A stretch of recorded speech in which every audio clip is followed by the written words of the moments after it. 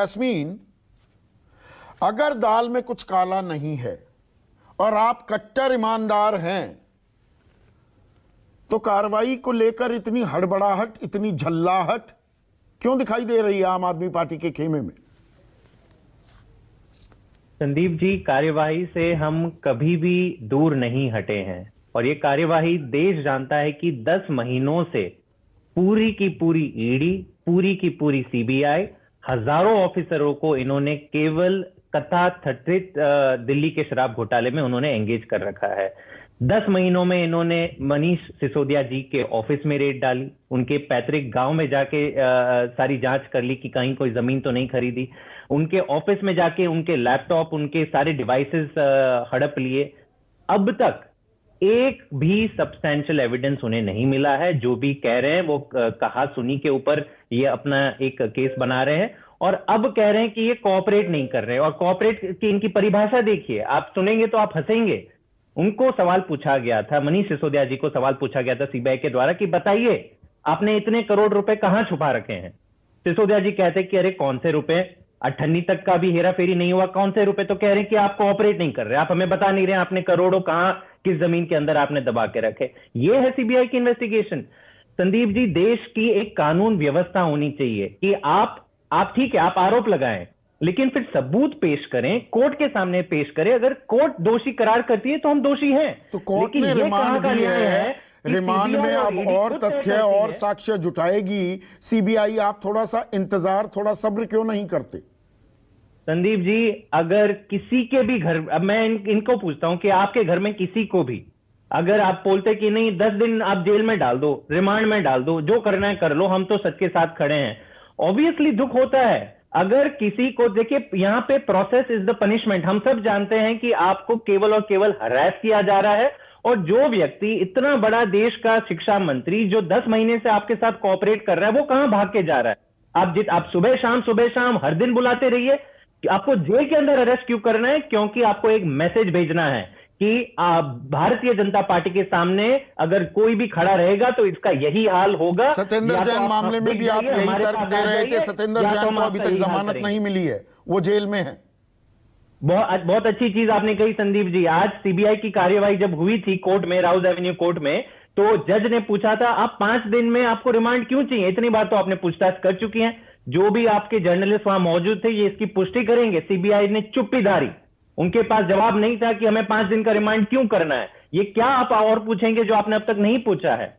तो ये देश जान रहा है कि पूरी तरह से केवल हरासमेंट हो रहा है। भाजपा सत्येंद्र जैन को अभी तक जमानत नहीं मिली, सवाल मेरा ये था।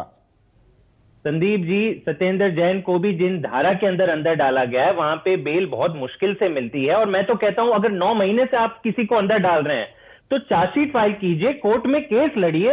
आपने तो क्या कहा, जब जज बेल की डिसीजन अनाउंस करने वाला था आपने कहा नहीं ये जज हमें पसंद नहीं है, बेल की हियरिंग फिर से शुरू करिए। पूरी तरह से ये कानून व्यवस्था को ध्वस्त कर रहे हैं। इन्होंने पूरे संविधान को कुचल रखा है और मैं आज कहूंगा कि एक अनडिक्लेयर्ड इमरजेंसी की तरफ देश बढ़ते जा रहा है। केवल हमारी बात नहीं है, 95% सीबीआई और ईडी के केसेस ऑपोजिशन लीडर्स पे हो रहे हैं। कांग्रेस के मेरे साथी बताएंगे, समाजवादी पार्टी के, तृणमूल कांग्रेस के, शिवसेना के। क्या केवल और केवल करप्शन, 95% करप्शन देश का केवल इन पार्टियों में हो रहा है, जबकि 90% पैसा भारतीय जनता पार्टी को मिलता है जो पॉलिटिकल डोनेशंस होते हैं। ये साफ दिख रहा है कि आज आपने देश के संविधान को ध्वस्त कर दिया, केवल और केवल गंदी राजनीति खेली जा रही है। जैस्मिन, एक रैपिड फायर राउंड करते हैं क्योंकि सवाल आज इतने हैं, हम 4 घंटे 5 घंटे भी चर्चा कर सकते हैं। छोटे छोटे सवाल पूछूंगा, आपको बिल्कुल क्लियर प्रिसाइज जवाब की आपसे उम्मीद करूंगा। अगर कुछ नहीं था तो ये आबकारी नीति, ये शराब नीति आपने बदल क्यों दी? संदीप जी, आप रैपिड फायर कर लीजिए, मैं इसका जरूर जवाब दूंगा। लेकिन मैं एक चीज जरूर कहूंगा कि पिछले 1 साल से शराब नीति के डिबेट हो रहे हैं। हजारों बार मैंने खुद इसका जवाब दिया है और जिस दिन ये शराब नीति वापस ली गई थी तब मनीष सिसोदिया जी ने पब्लिक में आके प्रेस कॉन्फ्रेंस में समझाया था कि इसको क्यों लेनी पड़ी। अब मैं आपको समझा दूं, क्योंकि ये दिखाया जा रहा है कि नहीं हम जवाब नहीं दे रहे। हमने सब जवाब दिए हैं। जब हम जवाब देते हैं इनके सवाल बदल जाते हैं और कह अरे अब इसका बताओ, इसका बताओ। आपके जो लीडर हैं, नेता के मुंह से अडानी का तो नाम नहीं निकलता। अडानी पे आप एक इन्वेस्टिगेशन नहीं कराते जब लाखों करोड़ों का घोटाला इनके ऊपर एलिगेशन है। आपने कहा कि शराब नीति क्यों हटाई।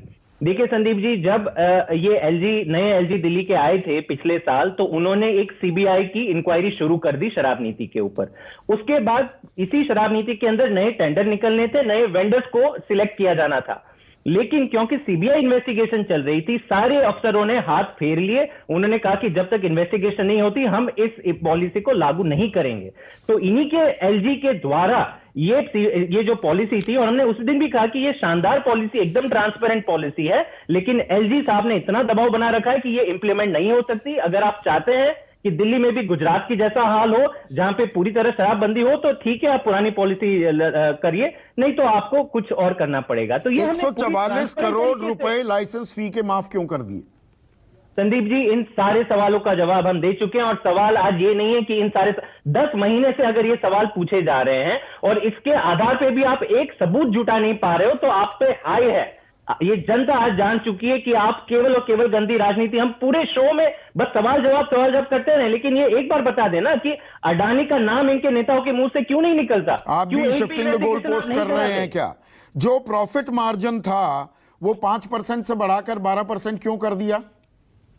प्राइवेट वेंडर्स पर इतनी मेहरबानी क्यों? बताइए संदीप जी, ये बताइए कि हरियाणा में प्रॉफिट मार्जिन 18% है कि नहीं है, कर्नाटका में 16% है कि नहीं है। फिर ये कहेंगे कि आपने ड्राई डेज 21 से कम करके 3 क्यों कर दिए। मैं पूछूंगा कि हरियाणा में 1 ड्राई डे क्यों है? इसका कोई अंत नहीं है। ये सारे बेतुके सवाल हैं। पॉलिसी जिसको समझना है वो कोर्ट, और हम कह रहे हैं कि देखिए, आप निष्पक्ष जांच करा लीजिए, कोर्ट के सामने हम अपनी पूरी सफाई रखेंगे, हम कहीं नहीं भाग रहे।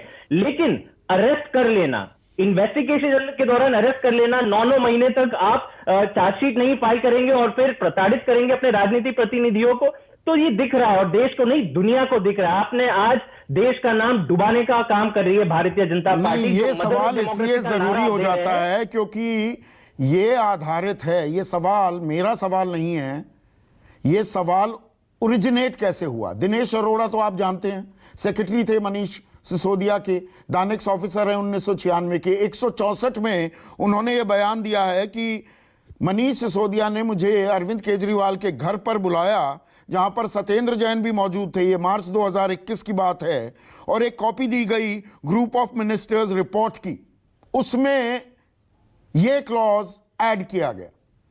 इसे आधार बना रही है सीबीआई गड़बड़ झाले का, एक आधार। संदीप जी, मैं हमेशा यही कहूंगा कि इसमें कितना दूध है और कितना पानी है, अगर आप और मैं यहां पे बैठ के डिबेट में सेटल कर सकते हैं, तो सारे जज और कोर्ट सिस्टम को हम बंद कर देते हैं। इनके पीछे ये कौन कौन लोग हैं, उनके ऊपर क्या क्या दबाव डाला गया, इनके खुद के स्टेटमेंट्स में कितनी कितनी इनकंसिस्टेंसी है, ये न्यायालय का काम है। आप इसको मजाक नहीं बना सकते। इतने बड़े मुद्दे को, जिसमें आपने एक पूरी सरकार का मैंडेट छीन लिया है, पूरी सरकार को आपने फ्रीज करने का काम किया है, देश के सबसे बड़े शिक्षा मंत्री को आपने अरेस्ट कर दिया है, तो कोर्ट ले जाइए ये सारे आर्ग्यूमेंट्स, कोर्ट में प्रूव कीजिए। और हम सीना ठोक के बोल रहे हैं कि आप प्रूव कर ही नहीं पाएंगे।